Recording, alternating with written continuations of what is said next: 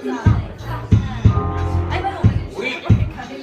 never went to school, she never had a home tutor. She had to stay at home as her parents could abuse her. 14 years of age and she was locked inside a room, hungry but too afraid to eat any food. She was so scared, she really didn't know what to do. She would try and hide every time they came into her room. This one night she tried to hide under her bed until her dad came in and dragged her out by her legs. He beat her so bad he made her bleed with a belt, and he would beat her even harder if she screamed for any help. She would cry herself to sleep any time that he left, but she couldn't sleep for long because of the nightmares in her head. So she sit there and cry, just wishing she was dead. She lost count of the times that she's tried to hang herself, because every time she seemed to wrap the rope around her neck, her dad would come in and try to strangle her to death. And as she lay there on the ground, struggling for breath, her dad would repeatedly stamp on her head. She couldn't even scream, couldn't even make a sound.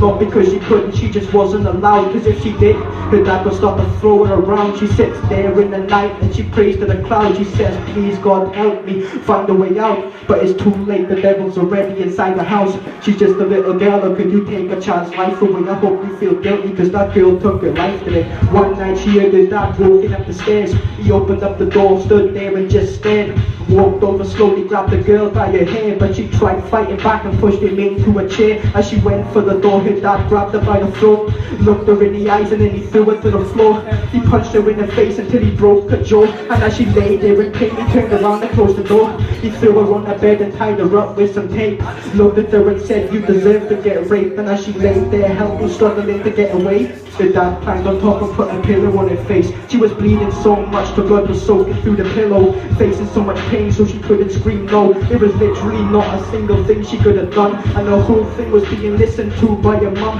And this is where the story gets real messed up, cause a couple weeks later she found out that she was pregnant. So the doctor's parents said that she was crazy. Now not only was she raped, she had to have her dad's baby. It's crazy, this isn't...